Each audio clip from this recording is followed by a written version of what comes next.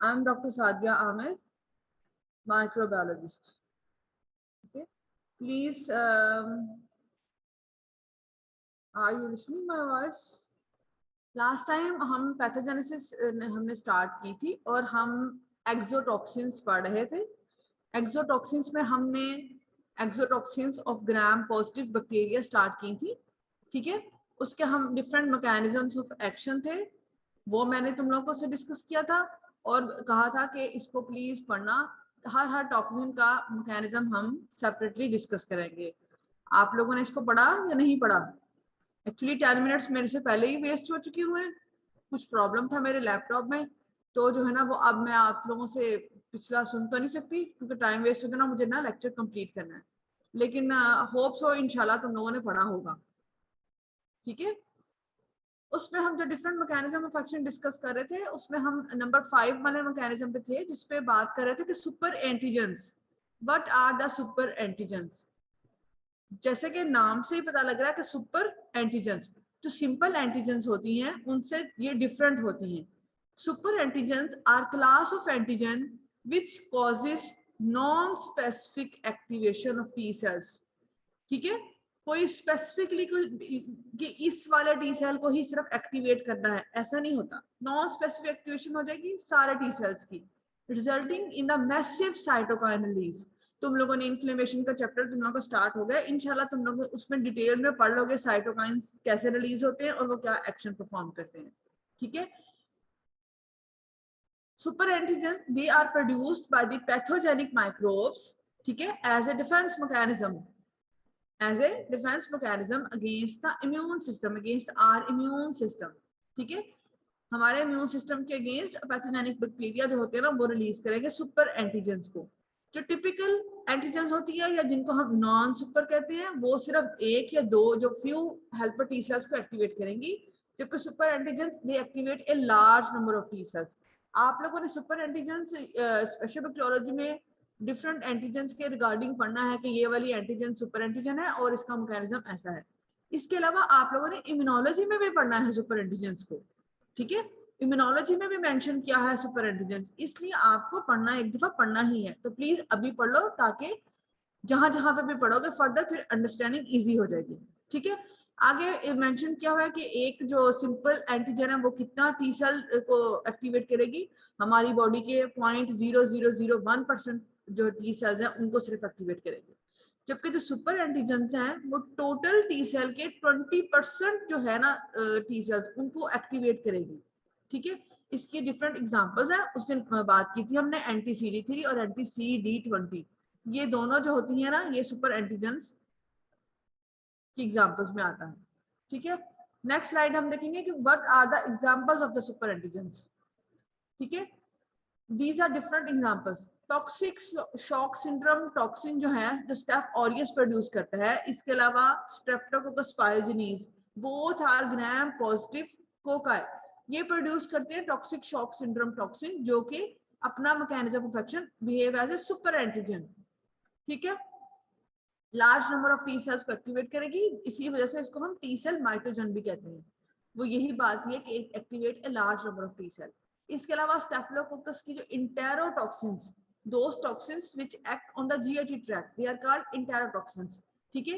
ये इंटेरोटॉक्सिन्स अगर contaminated food में हो या वाटर में हो तो वो फूड पॉइजनिंग कर देती है, ठीक है। और इनका mechanism of action as a super antigen होगा, मैसिव रिलीज ऑफ साइटोकाइंस होंगी और बहुत प्रोमिनेंट वॉमिटिंग और डायरिया हो जाएगा इवन विद इन 1 आवर।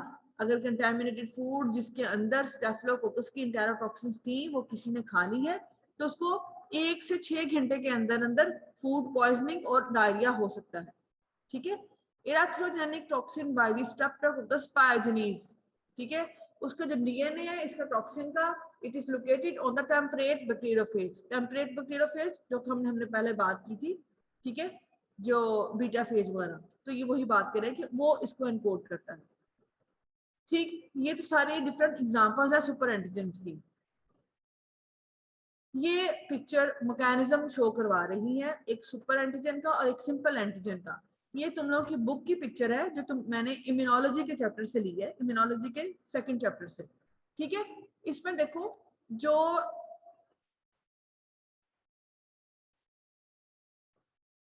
जो डायग्राम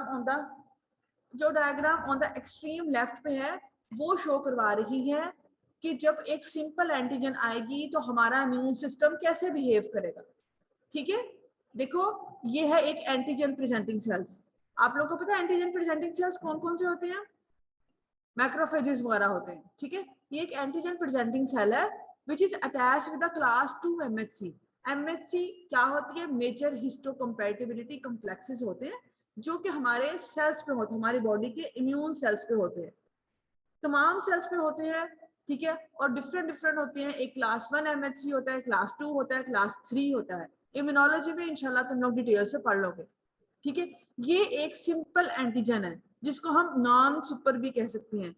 जब भी कोई सिंपल एंटीजन होगी, हमारा एंटीजन प्रेजेंटिंग सेल उस एंटीजन के साथ अटैच करके उसको प्रोसेस करेगा और फिर उसको हमारे इम्यून सिस्टम को प्रेजेंट कर देगा कि भाई इम्यून सिस्टम एक्टिवेट हो जाओ और इस एंटीजन को किल कर दो। ठीक है, हमारा इम्यून सिस्टम उस एंटीजन को किल करने के लिए सारे पॉसिबल वेज यूज करेगा। ठीक, तो ये एक एंटीजन प्रेजेंटिंग सेल है जिसके साथ क्लास 2 MHC है। ये this is class 2 MHC which is just like a bi shape.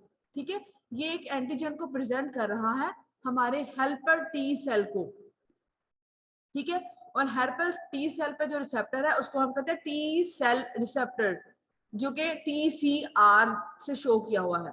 ठीक है, इस तरह करके हमारी एंटीजन हमारी एंटीजन नहीं, मतलब वो एंटीजन हमारे इम्यून सिस्टम को प्रेजेंट होगी। ये एक सिंपल एंटीजन की बात कर रहे हैं। ठीक है, और हेल्पर टी सेल्स फिर एक्टिवेट हो जाएगा और वो साइटोकाइंस जैसे interleukin 1, it is a cytokine, वो रिलीज होगा। ठीक है, अब ये वाली जो एक्सट्रीम राइट पे पिक्चर है ये शो करवा रही है कि अगर वो एंटीजन एक सुपर एंटीजन है तो तब क्या होगा। ठीक है, ये देखो ये एक एंटीजन प्रेजेंटिंग सेल है, इसने फेगोसाइटोस का एक एंटीजन आई, कोई भी एंटीजन मींस कोई भी माइक्रोब, कोई भी माइक्रो ऑर्गेनिज्म आया, एंटीजन प्रेजेंटिंग सेल ने उसको फेगोसाइटोस किया। इनगल्फ करने के बाद क्लास 2 MHC ने उसको डिटेक्ट करने के बाद उसको प्रोसेस किया और प्रेजेंट कर दिया हेल्पर टी सेल को। ओके, अब जो डायग्राम नीचे है उसमें देखो एंटीजन प्रेजेंटिंग सेल ने एंटीजन को कोई फेगोसाइटोस नहीं किया, कोई अपने अंदर प्रोसेस नहीं किया। देखो यहाँ पे यहाँ पे एंटीजन आ रही है, फेगोसाइटोस हो रही है, प्रोसेस होके प्रेजेंट हो रही है। यहाँ पे ना तो एंटीजन फेगोसाइटोस हो रही है, ना ही वो एपीसीज मींस एंटीजन प्रेजेंटिंग सेल, उसके अंदर प्रोसेस हो रही है। वो सुपर वो एंटीजन या वो सुपर एंटीजन डायरेक्टली बाइंड कर जाती है, एक साइड वो बाइंड करेगी हमारे क्लास 2 MHC के साथ और डायरेक्टली बाइंड कर जाएगी जो हेल्पर हमारे टी सेल्स हैं उनके ऊपर जो रिसेप्टर्स हैं, जो टी सेल रिसेप्टर्स हैं उनकी बीटा चेन के साथ डायरेक्टली बाइंड कर जाएगी और फौरन से क्विकली प्रेजेंट की जाएगी हमारे हेल्पर टी सेल्स को, और हमारे large number of helper T cells will be activated and they will release a massive amount of cytokines. ठीक है, फर्दर डिटेल आप लोग इसकी इम्यूनोलॉजी में पढ़ लोगे। डिफरेंस समझ आ गया आप लोगों को? अगर किसी को नहीं समझ आया तो आप पूछ सकते हो। ठीक है, और फिर massive amount of cytokines release होंगी जिसमें most important are the interleukin 1, interleukin 2 and TNF। TNF stands for tumor necrosis factor. These are the cytokines which are released after the activation of the helper T cells. Okay, अगर आप इस picture को study करना चाहते हो तो आपकी immunology के दूसरे चैप्टर में सुपर एंटीजन मेंशन है, आप लोग वहां से भी रीड कर सकते हैं। ठीक है, अब तक हमने जो भी एक्सोटॉक्सिन्स की बात की वो सारी थी exotoxins of the gram positive bacteria. अब हम बात करेंगे exotoxins of the gram negative bacteria. Gram negative bacteria चाहे वो कोका है चाहे वो रॉड्स है। ठीक है, most of the exotoxins they are AB type. हम पहले जो बात कर चुके हैं, AB टाइप का मतलब है कि उनके पास एक यूनिट A है जो कि एक्टिव यूनिट है जिसके पास एक टॉक्सिक एक्टिविटी होती है, जो B स्टैंड्स फॉर बाइंडिंग सब यूनिट। ये इस सब यूनिट के थ्रू वो टॉक्सिन अपने आप को सिर्फ जस्ट बाइंड करेगी ह्यूमन सेल्स के साथ। ओके, AB सब यूनिट वाली जो एंटीजेंस होती है, most of the antigens their mechanism of action is ADP ribosylation. अब रिकॉल करो अगर पिछला लेक्चर, तो उसमें एडीपी राइबोसिलेशन क्या थी? Transfer of the adenosine diphosphate from the nicotinamide dinucleotide NAD to the target proteins. This is called ADP ribosilation, जिसके result में या तो टारगेट प्रोटीन्स एक्टिवेट हो रही थी या फिर इनएक्टिवेट हो रही थी, और दोनों का रिजल्ट हो रहा था प्रोटीन का माल फंक्शनिंग, प्रोटीन की सिंथेसिस स्टॉप हो रही थी। ठीक है, ये प्रोसेस था एडीपी राइबोसिलेशन का। ओके, अब ग्राम नेगेटिव बैक्टीरिया जिनकी exotoxins A B subunit type की है और वो एडीपी राइबोसिलेशन के थ्रू एक्ट कर रही हैं, वो कैसे एक्ट करेंगी? They will increase the cyclic AMP in the enterocytes. अब आप लोगों ने साइक्लिक एएमपी वगैरह पढ़ा हुआ है, मैकेनिज्म इन जो फिजियोलॉजी। इंक्रीज करेंगी cyclic AMP in the enterocytes, enterocytes जो कि the cells lining the GIT tract. ठीक है, इसकी एग्जांपल्स में आएंगी enterotoxins of the E coli and enterotoxins of vibrio cholera, जिसको हम कहेंगे कॉलरा टॉक्सिन। दोनों की इंटेरोटॉक्सिन्स का सेम मैकेनिज्म इन्फेक्शन। ठीक है, साइक्लिक एएमपी को इंक्रीज कर रही है। इसके अलावा एक और एग्जांपल है जो कि which is a gram positive rod bacillus, उसमें बैसिलस सीरियस जो स्पीशीज है वो भी इसी तरीके से एक्ट करती है। दूसरी जो एग्जांपल है exotoxins of the gram negative bacteria, उसमें आती है वो एक्सोटॉक्सिन्स जो कि एक्ट करती है राइबोसोम्स पे, राइबोसोमल आरएनएस पे। फॉर एग्जांपल द लार्जर सब unit of ribosomal RNA which is 28S, 28S ribosomal RNA पे एक्ट करेंगी। और इसमें बहुत इंपॉर्टेंट एग्जांपल है शीगा टॉक्सिन की। अभी मैं तुम लोगों को ना उन दोनों का मैकेनिज्म इन्फेक्शन बताती हूँ। ये हम पहले भी डिफ्थेरिया टॉक्सिन में भी बात कर चुके हैं कि ए बी टाइप की जो टॉक्सिन्स होंगी वो कैसे एक्ट करेंगी। This is an example of a cholera toxin या same mechanism infection for the enterotoxin of the E coli. ठीक है, इसका टॉक्सिन बाइंड करेगी ह्यूमन सेल के साथ through its binding subunit. Okay, उसकी प्रोटियोलिटिक क्लीवेज होगी और एक्टिव सब यूनिट अपना एक्शन परफॉर्म करेगा। बाइंडिंग सब यूनिट एक्सोसाइटोसिस के जरिए सेल से बाहर भेज दिया जाएगा। एक्टिव सब यूनिट जो है वो टारगेट प्रोटीन के साथ बाइंड करेगा।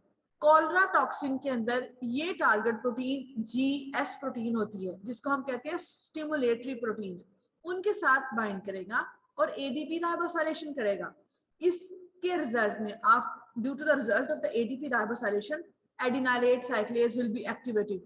When the adenylate cyclase enzyme will be activated, it will increase the cyclic AMP. Increased cyclic AMP will causes the activation of the protein kinases.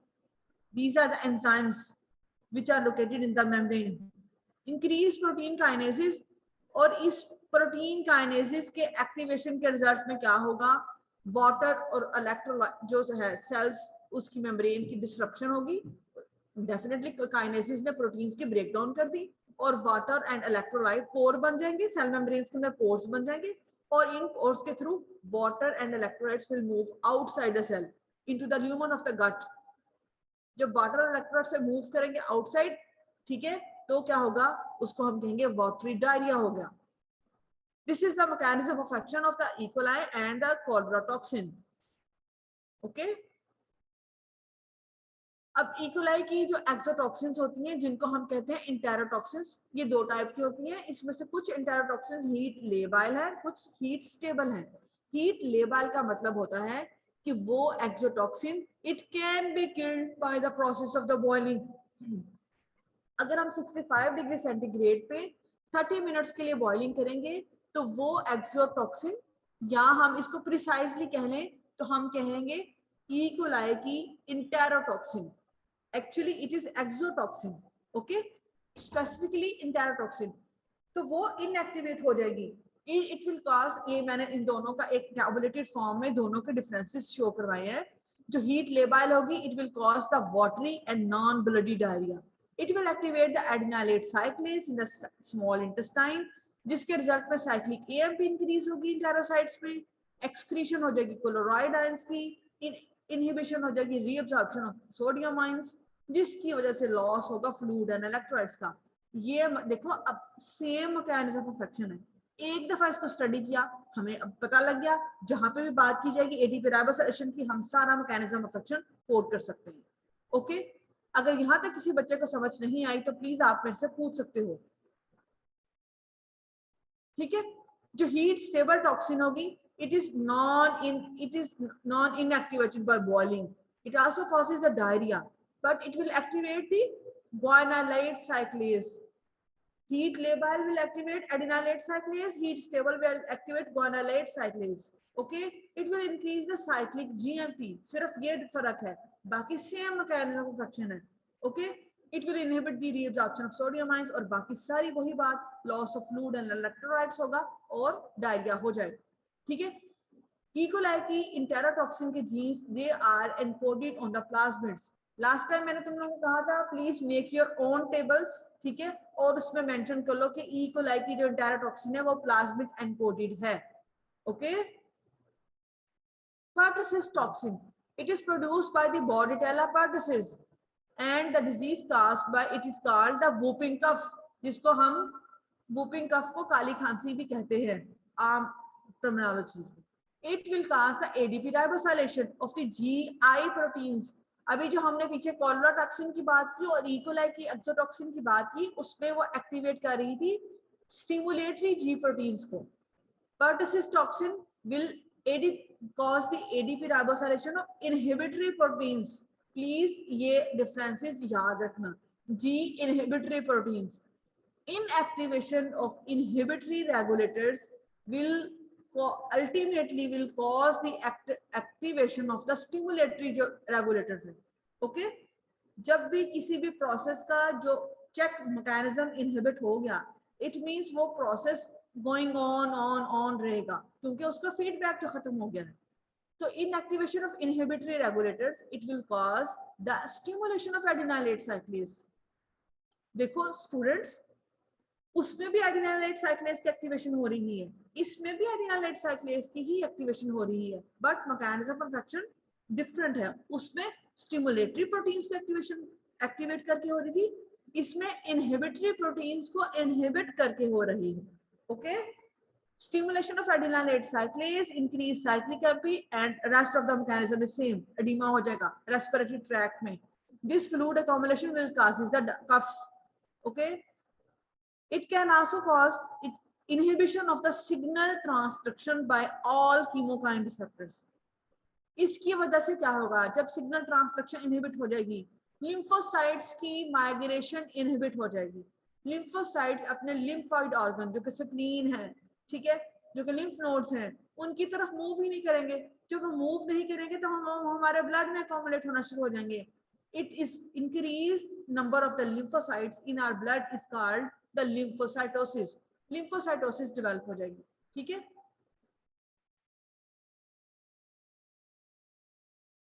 जो अगली हमने बात की थी कि वो एक्सोटॉक्सिन्स जो कि 28S राइबोसोमल आरएनए पे एक्ट करेंगी, these are called cytotoxins and its example is the Shiga toxin.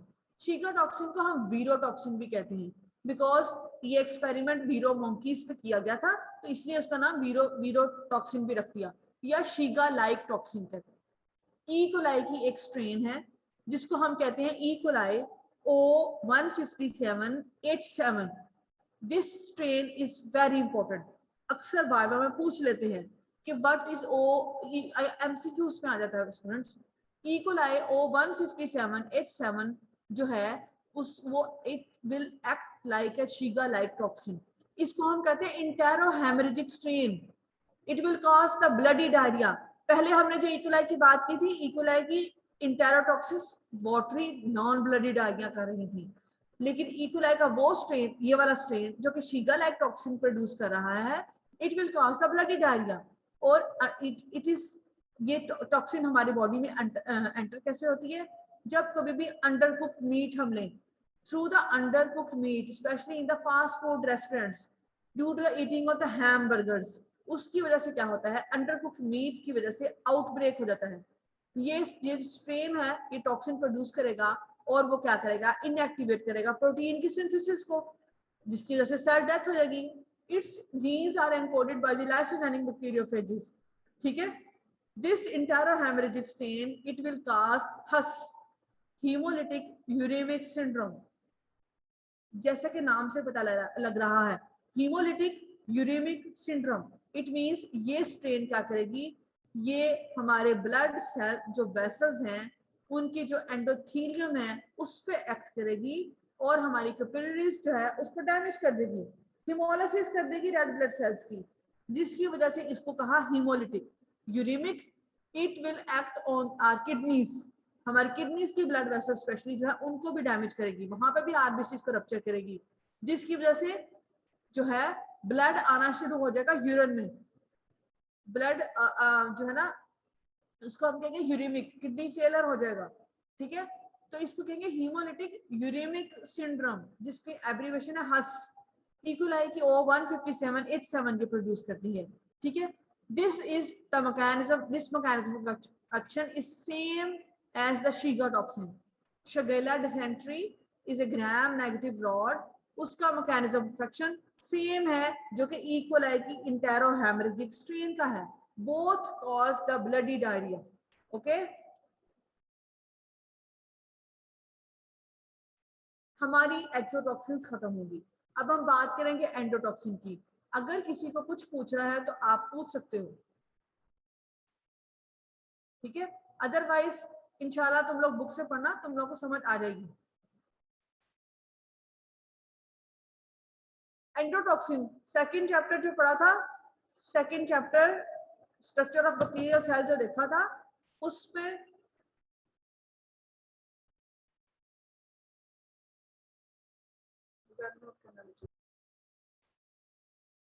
हम एंडोटॉक्सिन की बात कर रहे थे. स्ट्रक्चर ऑफ बैक्टीरियल सेल वाला जो चैप्टर है, सेकंड चैप्टर है, आप लोगों ने जिस किसी ने पढ़ा है इंशाल्लाह, मतलब मैं कह सकती हूँ जिस किसी ने पढ़ा है उसको बहुत इजी हो जाएगा यहाँ पे एंडोटॉक्सिन को समझना. वहां के स्ट्रक्चर में एंडोटॉक्सिन की बात की थी, हमने कहा था वो लाइपोपोलिसेक्राइड्स होते हैं. ठीक है, लिपिड ए होता है उनमें, उनके स्ट्रक्चर में 4 पॉलीसेक्राइड होते हैं और ओ साइड चेन्स होती हैं.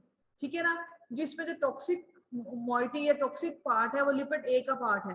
ठीक है, और जो एंटीजेनिक जिसके लिए हमारी बॉडी में एंटीबॉडीज बनती हैं या डायग्नोस्टिक पर्पस के लिए जो हम यूज करते हैं वो वाला पार्ट ओ साइड चेन्स है, जो सोमैटिक एंटीजेंस हैं. ठीक है, ये सारा वो बेसिक स्ट्रक्चर था एंडोटॉक्सिन का. लिपिड ए टॉक्सिक पार्ट है, highly pathogenic but weak immunogenic. Please इस बात को याद रखो, लिपिड ए वाला पार्ट हाईली पैथोजेनिक है but weak immunogenic. It means ये इसके अगेंस्ट एंटीबॉडीज नहीं बनती, and this part is pathogenic. अब इसके ऑपोजिट ओ साइड चेन वाला पार्ट, जिसमें जो रिपीटिंग सब यूनिट्स हमने बात की थी शुगर्स की, वो वाला पार्ट हाईली एंटीजेनिक है, या हम कह सकते हैं हाईली इम्यूनोजेनिक है बट वीक पैथोजेनिक है. इस पार्ट के अगेंस्ट एंटीबॉडीज बनेंगी. इस चीज की क्लिनिकल इंपॉर्टेंस है जो मैं बात तुम लोग को बता रही हूँ. ये बहुत इंपॉर्टेंट बात है इस चीज को मेमोराइज करना कि कौन सा पार्ट पैथोजेनिक है, कौन सा पार्ट इम्यूनोजेनिक है.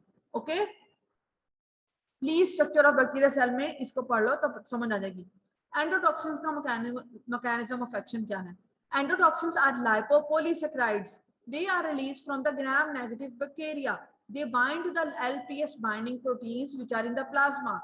Then they bind to the receptors on the macrophages. Macrophages की surface पे होते हैं CD14 receptors, उनके साथ bind करेंगी. They will activate the T cell receptors. Okay, जिसको T cell receptors होते हैं toll like receptors. And then they initiate the signal cascade, मतलब and synthesis of cytokines, especially interleukin-1, tumour necrosis factor and nitric oxide. तुम लोगों ने याद रखना है कि एंडोटॉक्सिन्स जो है ना, सारी की सारी endotoxins of all gram negative bacteria, there mechanism of action is same. ठीक है, वो एक ही तरीके से एक्ट करेंगी, जबकि एक्सोटॉक्सिन्स डिफरेंट एक्सोटॉक्सिन्स है, different mechanism of action. All endotoxins है सेम मैकेनिज्म ऑफ एक्शन. सिर्फ डिफरेंस यहाँ पे आता है कि different and gram negative bacteria की जो एंडोटॉक्सिन्स हैं उनका मैकेनिज्म ऑफ एक्शन तो सेम है, लेकिन कोई ग्राम नेगेटिव बैक्टीरिया की एंडोटॉक्सिन मोर लीथल है, मोर मतलब पैथोजेनिक है, किसी की सिवेरिटी जो डिजीज की सिवेरिटी है वो लेस है, ठीक है। वो डिपेंड करेगा कि उस बैक्टीरिया के पास फर्दर कौन कौन से विरुलेंस फैक्टर्स हैं, ठीक है, वो चीज डिटरमिन करेगी। Okay, otherwise nature of the symptoms same है, सिर्फ सिवेरिटी डिफरेंट होगी। सारी की सारी endotoxins will release the cytokines, interleukin 1, TNF and nitric oxide, ठीक है। अब ये तुम लोग की बुकिश पिक्चर है, एंडोटॉक्सिन है जिसकी हमने स्पेशली एलपीएस के अंदर सिर्फ लिपिड ए वाला पार्ट ही पैथोजेनिक होगा, मतलब पैथोजेनिक है, सिर्फ वही डिजीज काज करता है। It will activate the macrophages, जब भी मैक्रोफेजेस की एक्टिवेशन होगी इंटरल्यूकिन 1 रिलीज करेगा। इंटरल्यूकिन 1 को हम एंडोजीनस पायरोजन भी कहते हैं। ये फीवर मतलब करवाता है या इंड्यूस करता है, ठीक है, फीवर को रेगुलेशन करता है। तो यह हमारे हाइपोथैलेमस को स्टिमुलेट करेगा और पेशेंट का टेम्परेचर इंक्रीज होना शुरू हो जाएगा, जिसमें भी एंडोटॉक्सिन्स प्रोड्यूस हो रही हैं। एक्टिवेटेड मैक्रोफेजेस से दूसरा जो साइटोकाइन रिलीज होता है वो है tumour necrosis factor. It is this is the main cytokine which is responsible for the disease. It will cause fever and hypotension. Hypotension कैसे हो जाएगी? जो कैपिलरीज हैं उनकी वेजोडाइलेटेशन हो जाएगी, कैपिलरीज से लीकेज ऑफ फ्लूइड होना शुरू हो जाएगा, लॉस ऑफ द फ्लूइड की वजह से उस पेशेंट का ब्लड वॉल्यूम डिक्रीज होगा और उसको हाइपोटेंशन होगी। Nitric oxide also causes the vasodilatation, इस वेजोडाइलेटेशन की वजह से हाइपोटेंशन होगी, hypotension. Okay, lipid A activate करेगा हमारे कंप्लीमेंट सिस्टम को। आप लोग सेपरेट एक चैप्टर पढ़ोगे पूरा कंप्लीमेंट सिस्टम का in the immunology and also in the inflammation, जिससे तुम लोग को अच्छी तरह समझ आ जाएगी कि कंप्लीमेंट सिस्टम एक्टिवेट कैसे होता है और इसके कौन कौन से कंपोनेंट्स हैं। कंप्लीमेंट सिस्टम में C3A, अभी तुम लोगों ने फिलहाल इसको ऐसे ही याद कर लो, C3A and C5A, they are the complement components which are mainly responsible for the hypotension and edema. Okay, C3A. C5A is also called the chemotactic factor. ये न्यूट्रोफिल्स को अट्रैक्ट करेगा towards the site of injury, कि यहाँ पे disease cause करनी है, neutrophils को वहां पे रिक्रूट करेगा। इसको इसलिए हम इसको कहते हैं कीमोटैक्टिक फैक्टर। न्यूट्रोफिल्स का कीमोटैक्टिक फैक्टर है C5A। Number 3, endotoxins will activate the Hageman factor. Hageman factor कैसे एक्टिवेट होता है इसकी डिटेल तुम लोग इन्फ्लेमेशन के चैप्टर में पढ़ लोगे। कोएगुलेशन कैस्केड एक्टिवेट हो जाता है। This coagulation cascade will cause the disseminated intravascular coagulation, जिसके रिजल्ट में थ्रोम्बस बनेगा। ओके, और ये थ्रोम्बस उस पार्ट की ब्लड सप्लाई को स्टॉप कर देगा, जिसकी वजह से इस्कीमिया होगा, ठीक है, और वो ऑर्गन का फंक्शन मतलब डिसफंक्शन हो जाएगा। ओके, ये एंडोटॉक्सिन का मेन मैकेनिज्म फंक्शन है कि किस तरह से एंडोटॉक्सिन एक्ट करती हैं, ठीक है। जो हमने अभी बात की ये वही बात ही है। फीवर को कौन कर रहा है? इंटरल्यूकिन 1।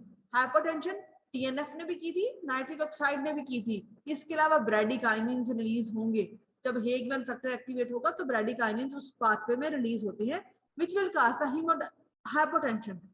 इन्फ्लेमेशन के पाथवे में आ जाएगा कंप्लीमेंट सिस्टम के जो कंपोनेंट्स हैं C3A, C5A, that will cause the inflammation. Okay, number 4 आएगा कोएगुलेशन, डिसेमिनेटेड इंट्रावास्कुलर कोएगुलेशन। इसको हम डिटेक्ट करेंगे जिस पेशेंट में हम सस्पेक्ट करेंगे कि इस पेशेंट में DIC डेवलप हो गया है, हम उसका लैब डायग्नोसिस में टेस्ट भेजते हैं, डी डायमर्स कहते हैं उसको। जिसके डी डायमर्स पॉजिटिव होंगे इट मींस उस पेशेंट में DIC डेवलप हो रही है या हो गई है। डी डायमर्स पॉजिटिव आ जाते हैं।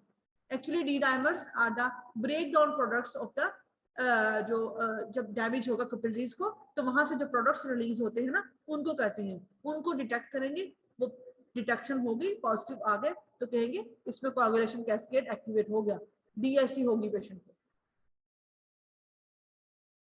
ओके, ये बेनिफिशियल एंड हार्मफुल इफेक्ट्स हैं TNF के। एक्चुअली TNF जो मैक्रोफेजेस है वो हमारे इम्यून सिस्टम का एक पार्ट है। हमारा इम्यून सिस्टम हमें डिजीजेस से प्रोटेक्शन प्रोवाइड करता है, लेकिन एक लिमिट तक होगा। जो बेनिफिशियल TNF के बेनिफिशियल इफेक्ट्स भी हैं। बेनिफिशियल इफेक्ट्स तब होंगे जब हमारा इम्यून सिस्टम किसी भी आने वाले माइक्रोब को किल करने की कोशिश करेगा, तब तक TNF के जो इफेक्ट्स हैं वो बेनिफिशियल हैं। अगर वो उसको इनएक्टिवेट नहीं कर सका उस पैथोजन को, ठीक है, and A large number of मतलब एक मैसिव रिलीज ऑफ साइटोकाइंस हो गई है, तो फिर टीएनएफ के जो इफेक्ट शुरू होंगे वो हार्मफुल हो जाएंगे मतलब ह्यूमंस के लिए। बेनिफिशियल इफेक्ट्स में inflammation is are a defence mechanism of our body, ठीक है, इसमें जो वेजोडाइलेशन और इंक्रीज वेस्कुलर परमेबिलिटी हो रही है, इन्फ्लेमेशन के ये फीचर्स हैं, वो उनके बेनिफिशियल इफेक्ट हैं। Adhesion and neutrophils key to the endothelium, enhanced microbicidal activity of the neutrophils, activation or adhesion of the platelets, increased expression of class 1 and class 2 MHC proteins. इंशाल्लाह inflammation में सब कुछ देख लोगे डिटेल से, इधर मैं रिपीट नहीं करूंगी, ठीक है, क्योंकि ये चीजें वहां पे एक डिस्कस हो जाएगी इन्फ्लेमेशन में। हार्मफुल इफेक्ट्स तब स्टार्ट हो जाएंगे जब massive release of TNF, tumour necrosis factor है, तो वो क्या कर देगा, हाइपरटेंशन कर देगा। Hypertension ultimately loss of blood pressure होगा, लॉस ऑफ फ्लूइड होगा और वो पेशेंट सेप्टिक शॉक में चला जाएगा। डिससिमिलेटेड इंट्रावास्कुलर कोagulation है और इन्फ्लेमेटरी सिम्टम्स हैं, ठीक। This is all about the endotoxins. आप लोगों ने प्लीज अपनी बुक से इस चैप्टर को पढ़ना है, ठीक है। नंबर 5 मैकेनिज्म ऑफ एक्शन जो है, जो कि डिटर्मिनेंट्स ऑफ पैथोजेनेसिस हम पढ़ रहे हैं ना, उनमें जो लास्ट है वो है इम्यूनोपैथोजेनेसिस। ओके, इम्यूनोपैथोजेनेसिस नोट नोट डाउन करो कि इम्यूनोपैथोजेनेसिस में क्या होता है। Not the organism itself that cause the disease, but the immune response to the presence of the organism, it is responsible for the disease.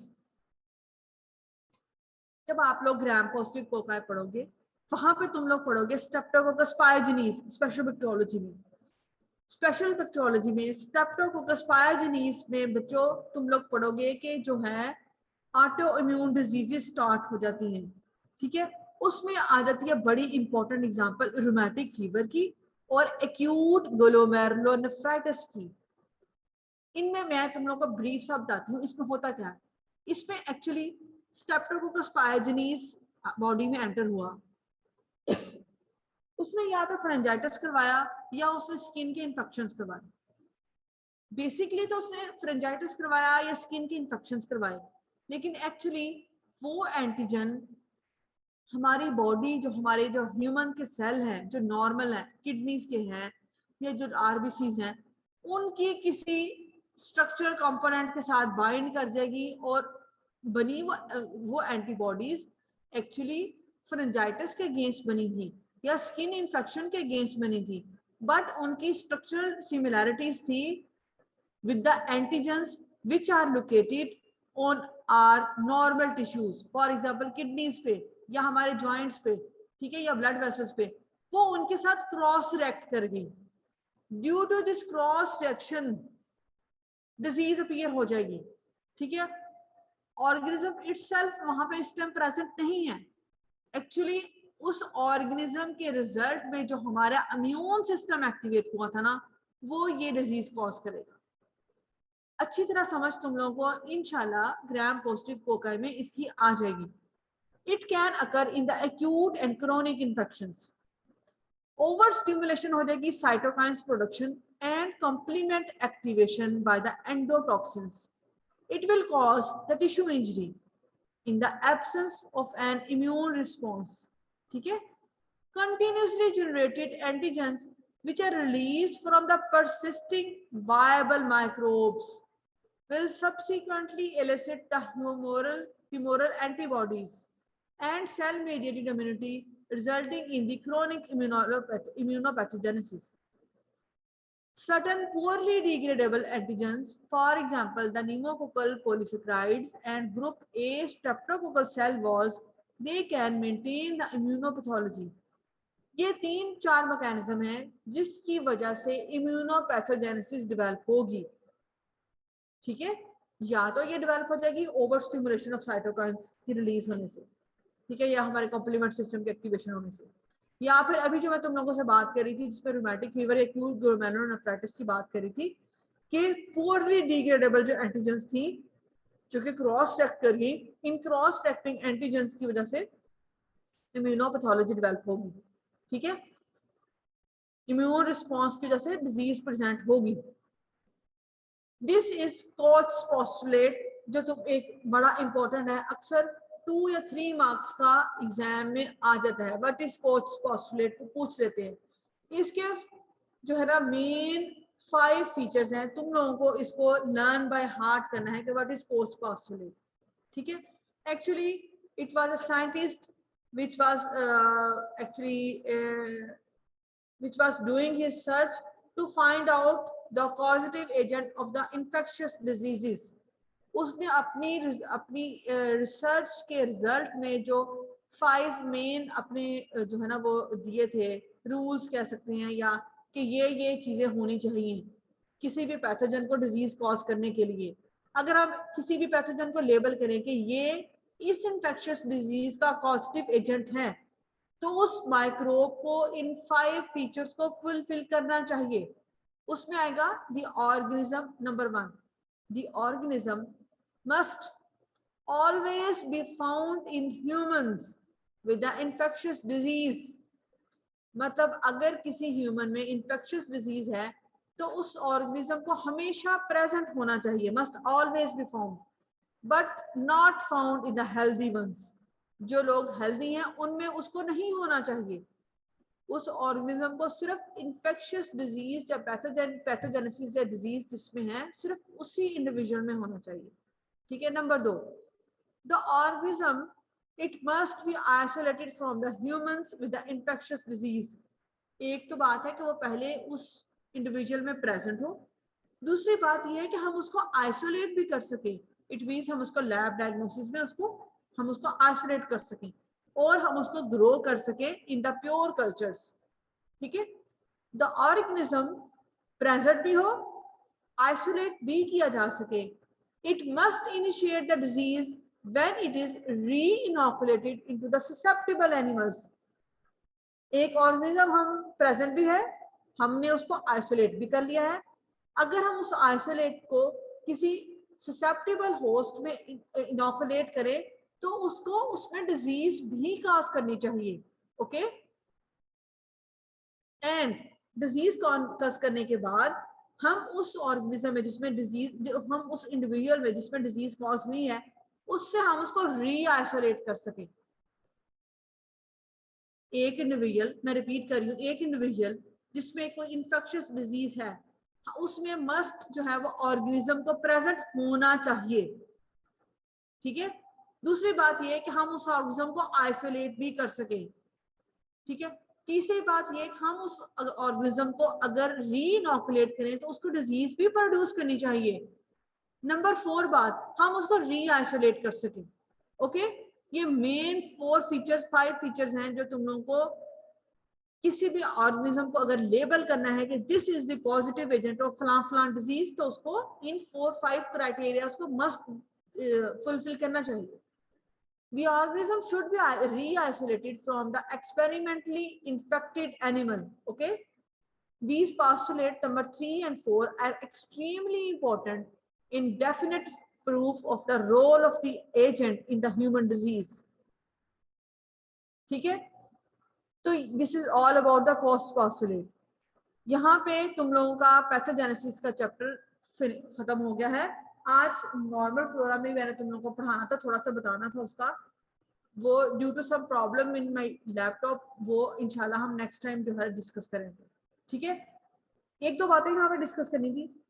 एक ऑर्गेनिज्म है, उसकी सेम जीनस है, सेम स्पीशी है, फॉर एग्जांपल स्टेफ है, staphylococcus है, same genus है, same species है, staph aureus या staph epidermidis, but different strains, they will cause different disease.